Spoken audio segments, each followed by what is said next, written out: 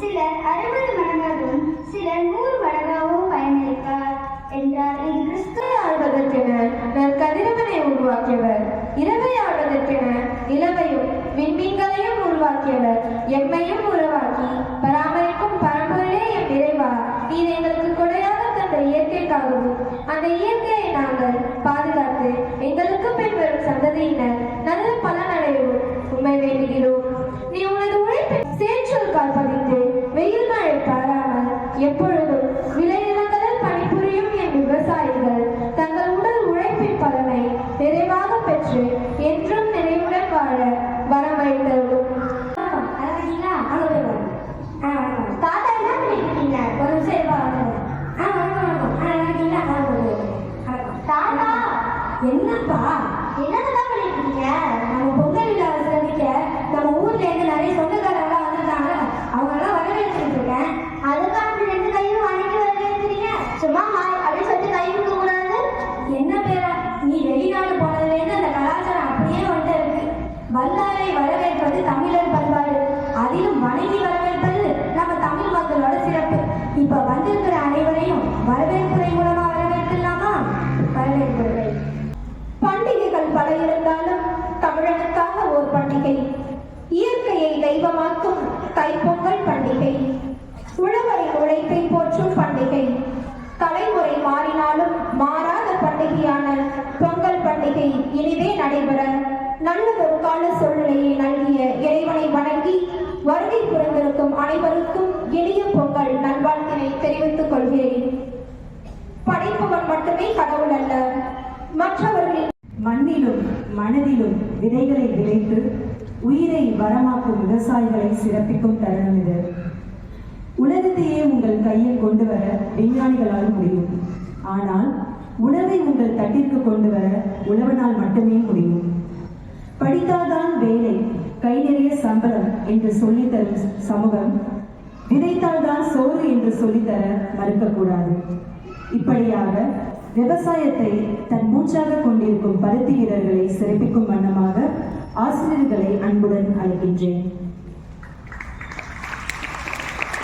ஆசிரியர் திருமதி லீமா அவர்களை ஐயா திரு ஜான் மரியயானி அவர்களுக்கு அன்பளிப்பு அளிக்குமாறு அழைக்கிறேன்.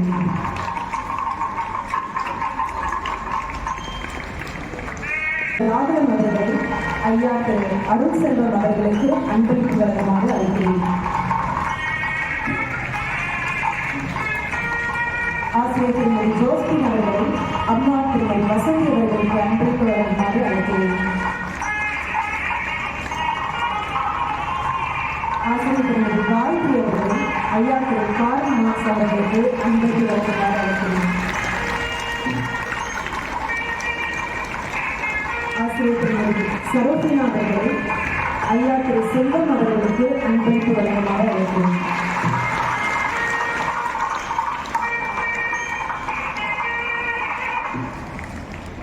அன்பளிப்பு வழங்கிய என் ஆசிரியர்களுக்கும் அதை ஏற்றுக்கொண்ட என் விவசாயிகளுக்கும் மனமார்ந்த நன்றிகள்.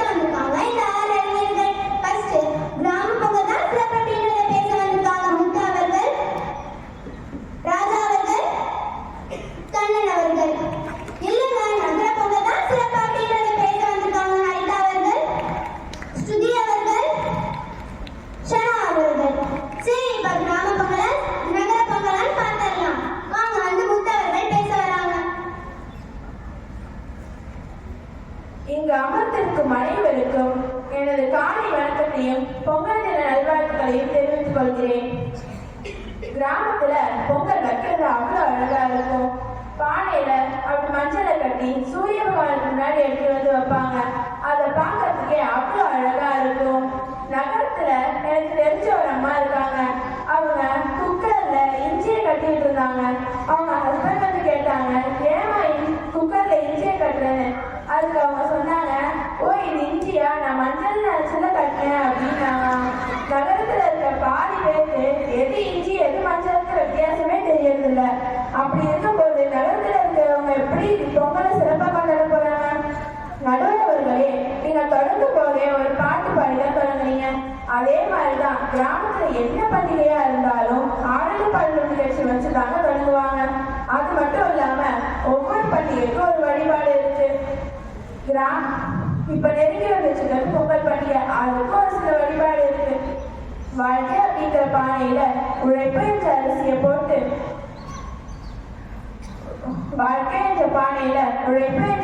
போட்டு உறவுகள் என்ற தண்ணியை ஊற்றி சர்க்கரையை ஜாஸ்திகளோடு பொங்கி வரும் பாருங்க அந்த பொங்கல். அப்ப பொங்கலோ பொங்கல் கிராமத்துல இருக்க எல்லாரும் கூடி கத்துவாங்களே, அந்த மாதிரி நகரத்துல பண்ண முடியுமா நடுவரவர்களே? அப்படியே கத்துனாலும் நாய்ஸ் பொல்யூஷன் அப்படின்னு சொல்லி செக்ஷன் 236ல உள்ள தூக்கி போட்டுருவாங்க. அப்படி போட்டா குடும்பத்தோட எப்படி சந்தோஷமா கிராமத்துல பண்டிகை கொண்டாட முடியும்? இறுதியா நான் சொல்லிக்கிறேன், கிராமம் அப்படின்னாலே உற்சாகத்தின் ஒன்று இல்லையா? அத்தகைய கிராமங்களை போற்றுவோம் வாழ்த்துவோம் என்று சொல்லி வாய்ப்பளித்தமைக்கு நன்றியை கூறிக்கொண்டு தமிழர் திருநாள் உழவர் திருநாளான பொங்கல் திருநாளின் வாழ்த்துக்களை தெரிவித்துக் கொண்டு எனது உரையை நிறைவு செய்கிறேன். நன்றி, வணக்கம். ஆஹா, ரொம்ப நல்லா சொன்னீங்க. ஆமா, பொங்கல் நாளே கிராமத்துல விவசாயிகள் கலனில உள்ள நெல்லோட நெல்லா வளர்ந்து அவங்க அந்த புத்தரிசி அறுவடை செஞ்சு பொங்கல் அன்னைக்கு அந்த பானையில புத்தரிசி சர்க்கரை தண்ணி எல்லாம் ஊற்றி அப்ப அந்த பொங்கல் பொங்கி வரும்போது ஒரு சந்தோஷம் இருக்கும் பாருங்க. அதுதான் உண்மையான பொங்கல். அந்த பொங்கல் நம்மளோட கிராமத்துல தான் கிடைக்கும். சரி, இப்ப நகர பொங்கல் தான் சிறப்பாக பேச வராங்க ஹரிதா அவர்கள். இங்கு அமர்ந்திருக்கும் அனைவருக்கும் எனது காலை வணக்கம் மற்றும் பொங்கல் தின நல்வாழ்த்துக்களை கூறி நான் தொடங்குகிறேன். கிராமத்துல ஒரு வாரத்துக்கு முன்னாடியே பொங்கல் கொண்டாட தொடங்கிடுவாங்களாம். நீங்களே சொல்லுங்க நடுவரையா, பரபரப்பா ஓடி இருக்க நகரத்துல இதெல்லாம் எப்படி சாத்தியமாகும்? சரின்னு நம்ம கிராமத்து சைட்ல போய் பார்த்தா அங்கேயும் இதெல்லாம் மாறிக்கிட்டே தான் வருது. அதனால ரெண்டுத்துக்கும் ஒரு வித்தியாசம் கூட இல்லை. கில்லி, பல்லாங்குழி, பாண்டி இதெல்லாம் கிராமத்துள்ளவங்களும் விளையாடுவாங்க. ஏன் நகரத்துல நாங்களுமே நல்லா தான் விளையாடுவோம். ஆனா இதெல்லாம் ஒலிம்பிக் போட்டியில இருக்கா? இல்ல. அப்படி இருந்தாலும் நம்மளுக்கு என்ன பயன்? எதிரணி சொல்றாங்க பொங்கலை பானையில வச்சாதான் அழகு.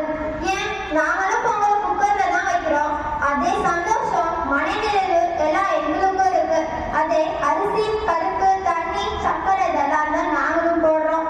சரி, நம்ம கிராமத்து சைட்ல போய் பார்த்தா அங்க 10-15 வீடு தான் இருக்கு.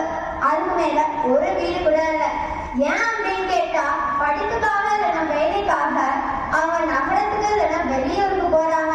அதனால நான் என்ன சொல்றேன் அப்படின்னா, நம்ம எல்லா பண்டிகையும் நகரத்திலே கொண்டாடலாம் அப்படின்னு கூறி விடைபெறுகிறேன். நன்றி, வணக்கம். ஆமாங்க, நீங்க சொன்னது உண்மைதான். உங்க எல்லாருக்கும் கோழி எந்த மாவுல போடுவாங்கன்னு தெரியுமா? ஆமா, பச்சரிசி மாவுல தான். அந்த கோலம் போடுறதே கிராமத்துல ஒரு தனி சிறப்பா தான் இருக்கும். ஒரு வாரத்துக்கு முன்னாடியே பச்சரிசியை தண்ணியில ஊற வச்சு அதை காய வச்சு அப்புறமா அரைச்சி எடுத்து வந்துதான் பொங்கல் அன்னைக்கு கோலம் போடுவாங்க. அதுக்கும் வண்ணம் கொடுப்பாங்க. ஏன் அப்படி செய்யறாங்கன்னா, நாம மட்டும் பொங்கல் கொண்டாடக்கூடாது, எறும்பும் வந்து அந்த அரிசியை சாப்பிட்டு பொங்கல் கொண்டாடணும் தான். ஆனா நகரத்துல என்ன பண்ணுவாங்கன்னா, எல்லாரும் வீட்டுக்கு முன்னாடி ஸ்டிக்கர் ஒட்டி வச்சுருவாங்க. ஏன்னா எவனையும் வீட்டுக்கு வரக்கூடாதுன்னு. சரி, இப்ப கிராம பொங்கல் தான் சிறப்பன்றதை பேச வராங்க நிதிஷ்டி அவர்கள். அனைவருக்கும் வணக்கம். பொங்கல் நல்வாழ்த்துக்கள். ஐயா, அவங்க சொன்ன மாதிரி கில்லி பல்லாங்குழில ஒலிம்பிக் கேம் இல்லதான். இங்க உள்ள எல்லாருக்கும் ஒலிம்பிக் கேம் விளையாட தெரியுமா? கில்லி பல்லாங்குழி தானே விளையாட தெரியும். கிராமத்துல விவசாயிங்களாம் அவங்க நிலத்துல போய் அறுவடை பண்ண ஒரு புடி நெல் கையில இருக்கும்போது வரும் பாருங்க ஒரு சந்தோஷம். அந்த சந்தோஷத்தை நகரத்து மக்களால கொடுக்க முடியுமா? எதனால கிராமத்துல வந்து பேட்டி சட்டை கட்டிக்க சொல்றாங்கன்னா, நெசவு தொழிலாளர்களும் சந்தோஷமா பொங்கல் கொண்டாடுறது தான். அவங்க சொன்னாங்க, பானையில வச்சாலும் பொங்கல் குக்கர்ல வச்சாலும் பொங்கல் பொங்கலாம். அதுவாங்க பொங்கல். பொங்கல்ங்கிறது கோலம் போட்டு செங்கல்லாம் வச்சு மண்பானையில இஞ்சி மஞ்சள் குத்தி பொங்கி வரும் பொங்கலோட பொங்கலே பொங்கல் சொல்றதுதாங்க பொங்கல். உங்க எல்லாருக்கும் உழவு சத்தம் போட தெரியுமா? எங்க போடுங்க. நகரத்து மக்கள்லாம் கிராமத்துக்கு வந்து பொங்கல் கொண்டாடுன்னு கேட்டுக்கோங்க. நன்றி, வணக்கம். ஆமா, நீங்க சொன்னதுக்கு அப்புறமா தான் எனக்கு ஒரு ஞாபகம் இருக்கு. முன்னாடியெல்லாம் கிராமத்துல இருந்து நகரத்துக்கு வந்து அந்த ரோட்டோரத்துல எல்லாரும் குடும்பமா வந்து முந்திரியை காய வச்சு அதை வளர்ப்பாங்க. அது மாதிரிதான் நம்ம பொங்கல்ல முந்திரி போடுவோம். எனக்கு தெரிஞ்ச ஒரு ஐயா இருக்காங்க. அவங்க முந்திரி காட்டுல பூ பூத்தா போதும் உடனே பொங்கல் வச்சுவாங்க. அது மாதிரி அவங்க பக்கத்து வீட்டுல உள்ளவங்களுக்கு போய் கொடுத்ததில்ல. அவங்க கேட்டாங்க, என்னன்னாச்சு நீங்க பொங்கலே இல்லை, நீங்க பொங்கல் வச்சிருக்கீங்கன்னு கேட்டதுக்கு, இல்லப்பா என் முந்திரி காட்டுல முந்திரி பூ வச்சிருச்சு, அதனாலதான் நான் இன்னைக்கு பொங்கல் வச்சேன்னு ரொம்ப சந்தோஷமா சொன்னாங்க. சரி, இப்ப நகர பொங்கல் தான் சிறப்புன்றதை பேச வராங்க சூர்யா அவர்கள். இங்கு கூடியிருக்கும் அனைவருக்கும் என் வணக்கத்தையும் பொங்கல் நல்வாழ்த்துக்களையும் கூறிக்கொள்கிறேன். பகுத்துண்டு பல்லுயிர் ஓம்புதல் என்ற திருவிழாவின் வாக்கிற்கிணங்க அர்த்தம் தரும் பண்டிகை தான் பொங்கல். இப்பொங்கலை நகரத்தில் கொண்டாடுவதில்லை என்று கூறுவது வேடிக்கையாக இருக்கிறது. நடுவர் அவர்களே, வாழ்வதற்கு பொருள் வேண்டும், அது நகரத்தில் தான் இருக்கும். என்னதான் நகரம் வளர்ச்சி அடைந்திருந்தாலும் தமிழர்கள் பண்பாட்டம் மறக்கிறதில்லை. நகரங்கள் அதிகரிக்கதான் இந்தியாவின் பொருளாதாரமும் வளர்ச்சி அடைகிறது. ஒரு நகரத்துல எல்லா மாநில மக்களும் தான் இருக்காங்க. ஹோலி, ஓணம்னு எல்லா விதமான பண்டிகைகள்லாம் கொண்டாடுறாங்க. நடுவர் அவர்களே, எதிர்க்க சொன்னாங்க நெசவு தொழில் உதவியா இருக்கணும்னா புடவை வேஷ்டி எல்லாம் கட்டிக்கணும்னு. ஏன் நாமளும் அதெல்லாம் கட்டிக்கிறோம் தானே? முயற்சி பார், உண்பலம் தெரியும். முடியாதது எதுவும் இல்லை. அது செஸ்ஸா இருந்தானே, பல்லாங்குழியா இருந்தானே, நம்மள பல பேர் முயற்சி பண்ணாமலே தோல்வியை விட்டுக்கிறோம். இறுதியா நான் என்ன சொல்ல வரேன்னா, கிராமம் என்கின்ற ஒரு முற்றுப்புள்ளி வைக்க வரலாறு. ஆனா நகரம் மூச்சுப்புள்ளி வைத்து தொடங்கும் ஒரு முடிவிலா சமுதாயம் என்று கூறி விடைபெறுகிறேன். நன்றி, வணக்கம். சரி, நான் உங்களுக்கு எல்லாருக்கும் ஒன்று கேட்கவா? நீங்க எல்லாரும் இந்த ரோட்டோரத்துல கரும்பு ஜூஸ்லாம் வைப்பாங்களே, அதெல்லாம் குடிச்சிருக்கீங்களா? ஆமா, அந்த கரும்பு ஜூஸ்ல தான் வெள்ளம் தயாரிக்கிறாங்கன்னு உங்க எல்லாருக்கும் தெரியும்னு நினைக்கிறேன். அந்த கரும்பு ஜூஸ்ல அந்த வெள்ளம் அச்சு இருக்குல்ல, அதுல போட்டு மண்டை வெள்ளமோ இல்ல வெள்ள அச்சோ அவங்க தயாரிப்பாங்க. இதெல்லாம் நம்ம பொங்கலுக்கு போடுறோம். அதே அவங்க செய்யறவங்க அந்த பொங்கலை போடும்போது இந்த உலகத்துக்கே நாம தான் இனிப்பு தருவோம் அப்படின்னு ஒரு சந்தோஷம் இருக்குல்ல, அது அந்த கிராமத்துல தாங்க கிடைக்கும். சரி, இப்ப கிராம பொங்கல் தான் சிறப்புன்றதை பேச வராங்க கண்ணன் அவர்கள். இங்கு கூடியிருக்கும் ஆற்றோருக்கும் அவை சான்றோருக்கும் மேல் முதற்கண் வணக்கம். இனிய தைப்பொங்கல் திருநாள் நல்வாழ்த்துக்கள். இந்தியாவின் இதயம் கிராமங்கள் தான் இருக்கிறது என்றார் காந்தி. ஆம், பண்டிகைகளுக்கும் அப்படித்தான். நகரத்தில் திருவிழாவிற்கு போக வேண்டும் என்று யாரும் கேட்பதில்லை. கிராமத்தில் திருவிழாவிற்கு தான் போக வேண்டும் என்று கேட்பர். நடுவர் அவர்களே, பொங்கல் கிராமத்து மண்ணுடன் சம்பந்தப்பட்டது. தைப்பொங்கல், மாட்டுப் பொங்கல் ஆகியவை கிராமத்து மக்களின் உணர்வுகளை வெளிப்படுத்துபவை. வீட்டு வாசலில் தைப்பொங்கல், வீட்டு கொள்ளையில் மாட்டுப் பொங்கல், ஆற்றங்கரையில் நண்பர் உறவினர்களோடு காணும் பொங்கல் என்று பண்டிகை நீண்டு கொண்டே போகும் கிராமத்து பொங்கல் திருவிழாவில். இவற்றுக்கெல்லாம் முத்தாய்ப்பாக ஜல்லிக்கட்டு. இதெல்லாம் நகரத்தில் சாத்தியமா? நடுவர் அவர்களே, எதிரணி கொண்டு தெரியுமா? ஐக்கிய நாடு சபை அலுவலகத்தில் தூதரகம் சார்பாக வைக்கப்பட்ட விளம்பரம் என்ன தெரியுமா? இந்தியாவிற்கு வாருங்கள், பொங்கலை கிராமத்து மக்களுடன் கொண்டாடுங்கள், எச்சாட்டி தமிழ்நாடு மயக்கும் தமிழகம் என்பதுதான். எனவே கிராமத்து பொங்கல் தான் மகிழ்ச்சியின் வெளிப்பாடு என்று கூறி வாய்ப்பளித்த நல்ல உள்ளங்களுக்கு நன்றி கூறி விடைபெறுகிறேன். நன்றி, வணக்கம். ஆமாங்க, கிராமத்துல பொங்கல்னாலே அவங்களுக்கு ஒரு ஹோலிடே மாதிரி தான். காலம்பரை ஏஞ்சி சாமி கும்பிட்டு பொங்கல் வைப்பாங்க. ஆனா நகரத்தை பொறுத்தவரையும் அது ஒரு ஹாலிடே மாதிரி. காலம்பரை 12 மணிக்கு ஏஞ்சோமா, பல்லு கூட விளக்காம எல்லாம் படத்தை பார்க்கல ஓடி போயிடுறாங்க. சரி, இப்ப நகர பொங்கல் தான் சிறப்புன்றதை பேச வராங்க சனா அவர்கள். இங்கு கூடியிருக்கும் அனைவருக்கும் வணக்கத்தையும் தைப்பொங்கல் நல்வாழ்த்துக்களையும் கூறிக்கொள்கிறேன். மாற்றம் ஒன்றே மாறாதது. ஆம், மாற்றம் ஒன்றே மாறாதது என்னும் கருத்தை மனதில் கொண்டு நகர்ப்புறமாக மாறிக்கொண்டிருக்கும் கிராமங்களை விட நகரமே பொங்கலின் மேன்மையை உலகிற்கு எடுத்துக் கூறும் எனும் தலைப்பில் பேச வந்துள்ளேன். எதிரணி சொன்னாங்க, இந்தியாவோட இதயம் கிராமத்துலதான் இருக்குங்க. அது உண்மைதான். ஆனா இதயம் வெறுமனையா வேலை செய்யறது அல்லவா? அதுக்கு ஆக்சிஜன் மற்றும் லெட்டாக கிடைப்பது நம்ம நகரங்கள் தாங்க. அது மட்டும் இல்ல, அவங்க சொன்னாங்க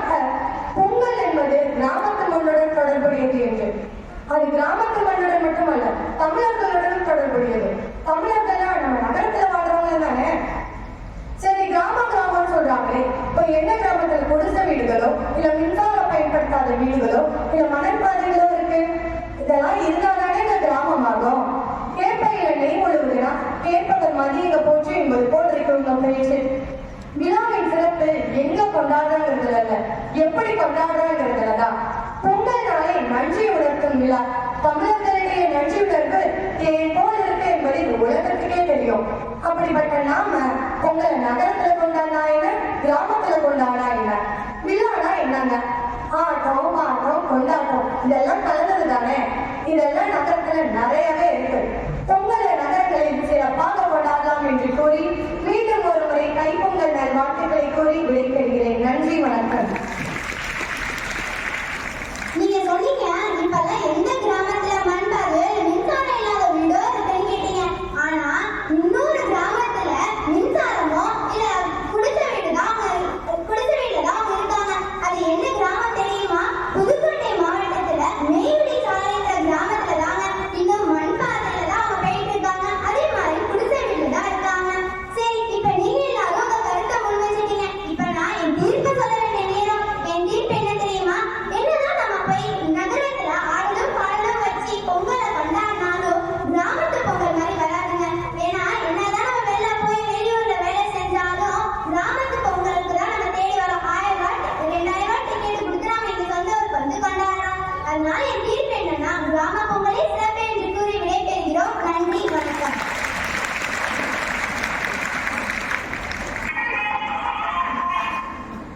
தாத்தா, சாப்பாடு ரெடியா? ரெடிப்பா. இந்த உட்கார். அதெல்லாம் வேணாம் தாத்தா. உட்காருப்பா. அதெல்லாம் வேணாம் தாத்தா. சரிங்க, சாப்பிடு. ஸ்பூன் இல்லையா? அதெல்லாம் நாங்க இங்க பயன்படுத்த மாட்டோமே. ஸ்பூன் தானே நான் சாப்பிடுவேன். இன்னைக்கு ஒரு நாள் பொறுத்துக்கோப்பா. சரி. ஐயோ, சிந்திச்சு தாத்தா அது சொல்லுவாரு. என்னப்பா சிந்தி சிந்தி சாப்பிடுற? கொஞ்சம் நேரத்தான் சிந்திச்சு. அந்த கொஞ்சத்துக்கு பின்னாடி விவசாயிகளோட உழைப்பு தானே இருக்கு. அவங்களாம் சேத்துல காலை வச்சாதான் நம்மளாம் இன்னைக்கு சோத்துல கை வைக்க முடியும். உன்னை மாதிரி அவங்க நினைச்சிருந்தாங்கன்னா நேரம் நம்மளால நிம்மதியா சாப்பிட்டுக்க முடியுமா? கொஞ்சமாச்சும் விவசாயிகளோட கஷ்டத்தெல்லாம் புரிஞ்சு நடந்துப்பாங்க. இதே ஒரு கிரிக்கெட் பிளேயர் வந்துட்டாங்கன்னா 1000 2000 செலவு பண்ணி ஸ்டேடியத்துல போய் பாக்குறீங்க. விவசாயிகள்லாம் டெல்லியில உண்ணாவிரதம் போராட்டம் நடத்துறாங்க. அவங்களோட உழைப்பும் கஷ்டமும் உங்க கண்ணுக்கு யாருக்காவது தெரிஞ்சுச்சா? தப்புதான் தாத்தா. இனி வரும் காலத்துல நம்ம விவசாயிகளை மதிப்போம். விவசாயிகளோட கஷ்டத்தையும் உழைப்பையும் நாட்டிய நடனத்து மூலமா பார்க்கலாம். நாட்டிய நடனம்.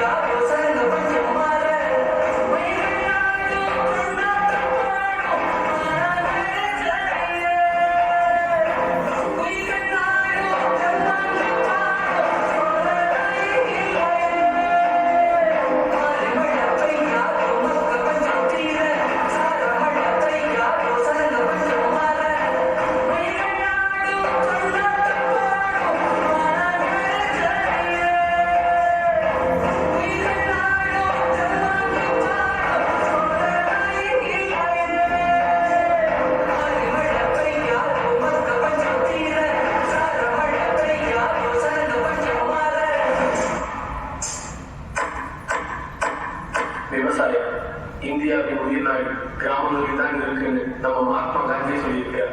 அந்த கிராமங்களோட ஜீவனா இருக்கிறது விவசாயம். மனுஷங்களா பிறந்த யாராலையும் தவிர்க்க முடியாத ஒரு விஷயம் பசிதாங்க.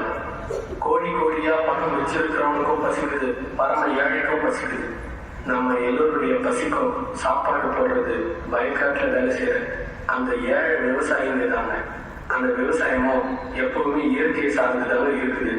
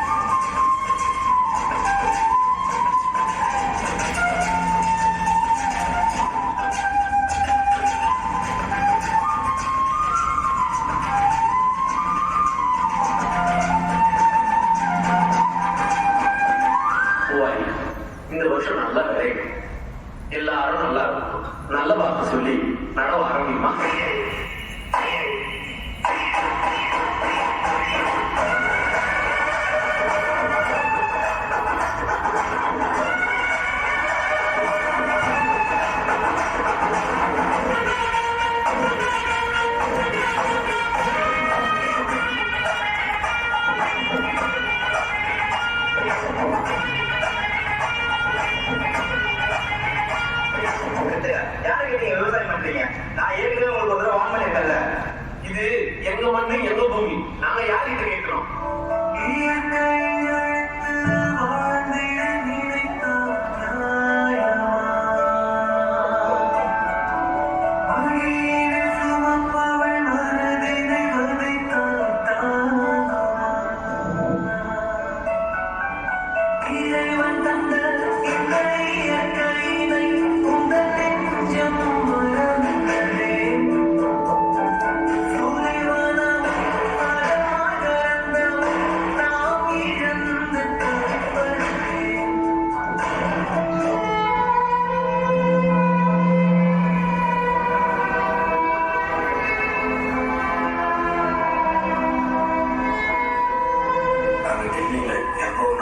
சரியா சோறு தண்ணி இல்லாம போறாங்க. ஆனா மக்களாகிய நீங்க எங்களை மறந்துட்டீங்க. நாங்க போராடுறது எங்களுக்காக இல்லை, உங்களுக்காக தான். படைக்கிறவன் மட்டும் கடவுள் இல்லை,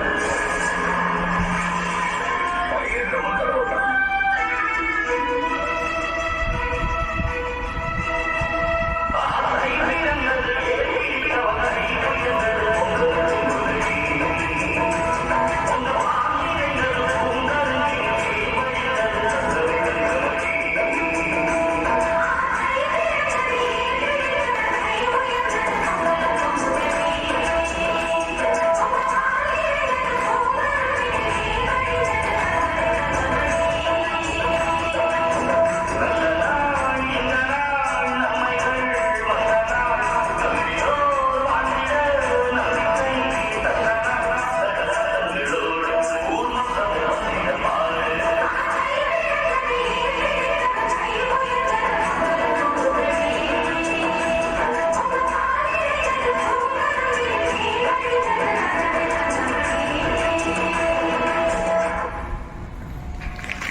எப்படி இருந்துச்சு? சூப்பரா இருந்துச்சு தாத்தா. ஆமா, உங்க நகரத்துல தான் இந்த மாதிரி நாட்டிய மேளம் இருக்குமாப்பா? அதெல்லாம் இல்ல தாத்தா.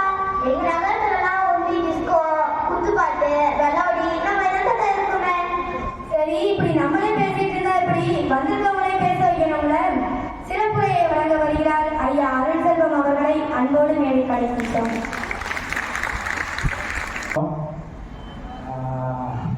நான் ஒரு விவசாயி என்பதில் முதலில் பெருமை கொள்கிறேன்.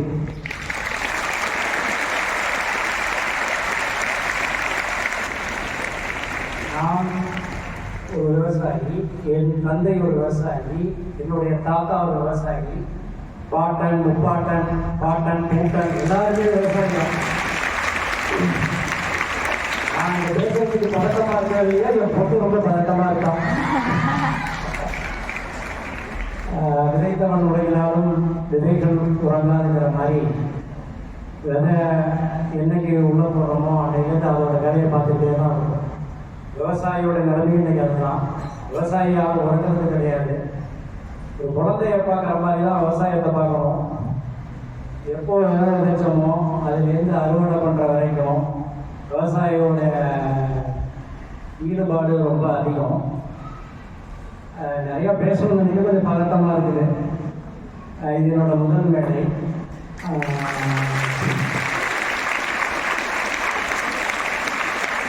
விவசாயம், மாணவிகள் அதிகமாக விவசாயம் படிக்கணும். அதுக்கு யாரும் ஆர்வம் காட்டுறதில்லை. அதே மாதிரி தன் தந்தை தன் தாய் யாரும் விவசாயிகளும் மாணவிகளும் சொல்கிறது கிடையாது. அதை முதல் பெருமையாக சொல்ல ஆரம்பிங்க. அதே மாதிரி நிறைய இங்கே இருக்கிற மாணவிகளோட அப்பா அம்மாக்கெல்லாம் விவசாயிகள் தான். யாரும் எங்கள் அப்பா அம்மா விவசாயின்னு சொல்கிறது கிடையாது. அதை கொஞ்சம் பெருமையாக சொல்ல ஆரம்பிங்க. அப்படி சொல்லியிருந்தீங்கன்னா இங்கே நிறைய பேர் விவசாயத்துக்கு வந்துருப்பாங்க. நாங்கள் 4-5 பேர் தான் வந்திருக்கோம். எங்கள் 4-5 பேர் தான் விவசாயின்னு சொல்லிக்கிட்டீங்க கூட இருக்குது. எல்லாரும் நிறைய மாணவிகள் தந்தை தாய் விவசாயம் பண்ணுறாங்கிறத ஒரு பெருமையாக சொல்லணும். அது ரொம்ப முக்கியம். உங்களுடைய இந்த வரவேற்பு ரொம்ப உற்சாகமாக இருந்துச்சு. எங்களை பெருமைப்படுத்தி இந்த விழாவில் கூட்டத்துக்கு ஆசிரியர்களுக்கு, தலைமை ஆசிரியர், மாணவ மாணவிகளுக்கு ரொம்ப நன்றி.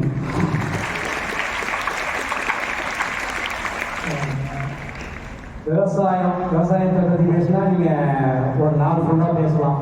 விவசாயம் ரொம்ப ஒரு கஷ்டமான தொழில் தான், ரொம்ப ஈஸியானது கிடையாது. நான் ஒரு 20-25 வருஷமாக சென்னையில் பிஸ்னஸ் பண்ணிட்டு இருந்தேன். தவிர்க்க முடியாத சூழ்நிலைகள்னால நான் இங்கே தஞ்சாவூர் வர மாதிரி ஆயிடுச்சு. இங்கே வந்து நான் ஒரு நல்ல விவசாயியாக மாறி இருக்கிறேன். அது நான் ரொம்ப பெருமையாக அதை எடுத்துக்கிறேன். ரொம்ப பெரிய லெவலில் நான் ஒரு விவசாயம் பண்ணுறேன். இயற்கை விவசாயம் பண்ணணுன்றது என்னுடைய அபிமானம். பட் அதுக்கு கால சூழ்நிலைகள் நம்மளை மாற்ற முடியல. விவசாயிகளுக்கு குரல் கொடுங்க. எப்போதுமே விவசாயம் தலைக்கணும். சேற்றில் கால் வச்சாதான் நீங்கள் சோற்றில் கை வைக்கலாம்னு நிறைய சொல்லுவாங்க. அதே மாதிரி நீங்கள் படிச்சுட்டு வந்து சேற்றில் கால் வைக்கணுங்கிற அவசியமே கிடையாது. எப்போதுமே நீங்கள் நல்லா படிச்சுட்டு வந்தீங்கன்னா விவசாயம் அருமையாக பண்ணலாம். நிறைய வெற்றி வாய்ப்புகள், வேலை வாய்ப்புகள் நிறைய இருக்குது. அதே மாதிரி நேச்சர் கூட சொன்னாங்க, ஏழை விவசாயி அப்படின்னு சொன்னாங்க. அது கொஞ்சம் வருத்தமாக இருந்துச்சு. விவசாயினால ஏழையாக நினைக்கிறாங்க எல்லாரும். விவசாயிகள் ஏழையே கிடையாது. எந்த ஏழை விவசாயியும் திரும்ப தான் எவ்வளோ நஷ்டப்பட்டாலும் அவன் விவசாயத்தை விட்டு போகிறதே கிடையாது. திரும்ப திரும்ப திரும்ப அந்த விவசாயத்தை தான் பண்ணுறாங்க. அவங்க ஏகப்பட்ட கஷ்டங்கள், இயற்கை பேரிடர், அழிவுகள், எவ்வளோ இழப்புகளையும் அவன் வந்து விவசாயத்தை விடுறதே கிடையாது. திரும்ப திரும்ப திரும்ப திரும்ப அந்த விவசாயத்தை தான் பண்ணுறான்.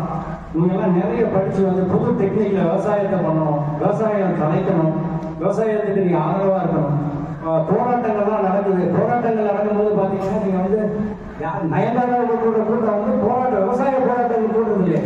எப்போதுமே கிடையாது. நயன்தாராவுக்குலாம் 10 லட்சம் பேர் வருவோம். விவசாயத்துக்கு ஒரு ஆளையும் நம்ம கூப்பிட்டு வேண்டியது ரொம்ப கஷ்டமான தொழில் தான். ஆனால் வருமானம் ஈட்டக்கூடிய தொழில் விவசாயம் தான். விவசாயம் வந்து எவ்வளோ விஷயங்கள் இருக்குது. விவசாயம்னா நெல் மட்டும்தான் கிடையாது. நிறைய விவசாயங்கள் இருக்குது. பூ இருக்குது. பூ ஒரு விவசாயம் தான். கரும்பு, சோளம், எவ்வளோ விவசாயம்னா நெல் தான் விவசாயம்னு நினைக்கிறாங்க. அது ஒரு தவறான கான்செப்ட். அது கிடையவே கிடையாது. விவசாயம் வேற நிறைய விவசாயங்கள் இருக்குது. அதே மாதிரி நம்ம வந்து எந்த ஒரு பீஸா, பர்கர், நீங்கள் எது சாப்பிட்டாலும் விவசாயம் சார்ந்ததாக தான் இருக்குது. விவசாயம் இல்லாமல் நீங்கள் எதையுமே சாப்பிடவே முடியாது. நிறைய சாப்பாடை வேஸ்ட் பண்ணுறீங்க. அந்த மாதிரி சாப்பாடை வேஸ்ட் பண்ணாமல் விவசாயிகளுக்கு குரல் கொடுங்க.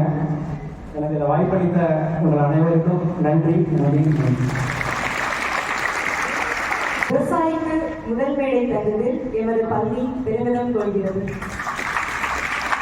தங்கள் கருத்துக்களை மிக எளிமையாக எங்களுக்கு எடுத்துரைத்த ஐயா அவர்களுக்கு நன்றி. என்னடா கண்ணுல கண்ணாடி, கண்ணு வழியா வாய் தெரிஞ்ச வைத்தியர் இருக்காரு. வா போவோம். ஐயோ விடுங்க தாத்தா, அதெல்லாம் ஒண்ணும் இல்ல. கண்ணாடி வந்து என் கண்ணை பார்த்தனால ரொம்ப கூசுது. அதான் கண்ணாடி போட்டிருக்கேன். என்னடா பேராணி, அந்த காலத்துல நாங்க அந்த சூரியனையும் அதுல இருந்து வர வெளிச்சத்தையும் வச்சுதான் நாங்க நேரத்தையே கணிக்கணும். அது மட்டும் இல்லாம அப்ப ஒரு போட்டி வைப்பாங்க தெரியுமா? என்ன போட்டி? உரியடித்தல் ஒரு போட்டி வைப்பாங்க. ஆமாப்பா, அது அந்த காலத்துல உரியடித்தல் சொல்லுவாங்க. அதனால அவங்க சொன்னேன். ஓ, பானை வைக்கலா? சரி, நீங்க திரும்ப எல்லாரும் பானை எடுக்க போயிடலாமா? பொங்கலும் வந்தது, பாலும் பொங்குது, பாட்டு சொல்லடியோ, வண்ண மங்கையராடிடும் பவா நதியில் போற்றி சொல்லடியோ.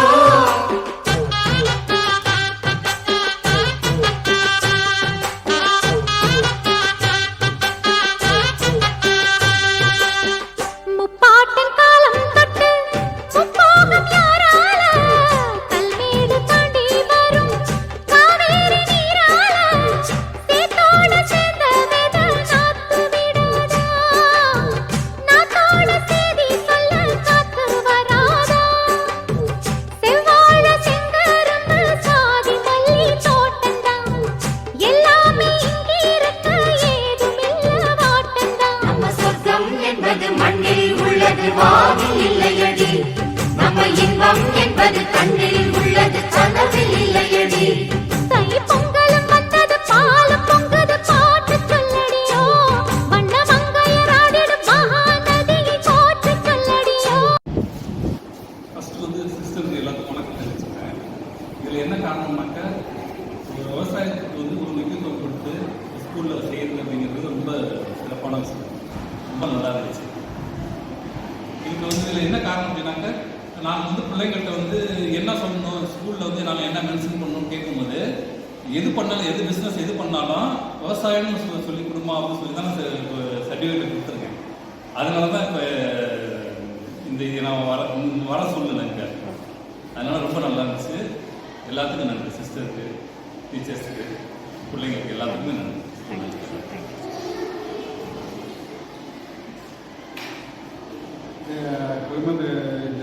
என் பொண்ணு இந்த ஸ்கூலில் படிக்கிற பெருமைப்படுறேன். நான் விவசாய குடும்பத்தை சார்ந்தவன். முழுக்க எங்கள் விவசாயத்தை குடும்பத்தை சார்ந்தவங்க நாங்கள் எல்லாருமே. நாங்கள் முழுக்க இந்த விவசாயத்தை பற்றி தான் பொண்ணுகிட்ட வந்து சொல்லிக் கொடுக்குறதுக்கு எல்லாமே சொல்லிக் கொடுத்துருக்கேன். அதுவும் இன்ட்ரெஸ்டடாக எல்லாமே கேட்டுகிட்டே இருக்குது. அதனால் அது எனக்கு தெரிஞ்சப்போ நான் அதை சொல்லிக் கொடுத்துருக்கேன். இந்த ஸ்கூலில் என்னை அழைச்சி சிறப்பாக என்னை வந்து மரியாதை கொடுத்து ரொம்ப நன்றி தெரிவிச்சுக்கிறேன்.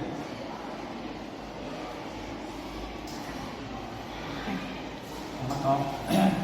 இது எந்த பள்ளியிலையும் இந்த மாதிரி விவசாயத்தை சிறப்பிக்கிறாங்கன்னு கூட தெரியல எனக்கு. ரொம்ப நம்மளுடைய வரவேற்பு ரொம்ப மெய்சிலிக்கிற மாதிரி இருந்துச்சு. அந்த வரவேற்பு எல்லாரும் சேர்ந்து இது பண்ணது. என் பொண்ணுக்கு நான் விவசாயத்தை பற்றி நான் சொல்லித்தரணும்னு ஆசைப்பட்றேன். அவங்களும் ஆர்வமாக என்கிட்ட கேட்கணுன்னு நான் ஆசைப்பட்றேன். சீக்கிரம் அதை நிறைவேறும். உங்கள் பள்ளியில் எங்கள் இடத்த வந்து சுற்றுலா பார்க்கலான்னு சொல்லியிருக்காங்க.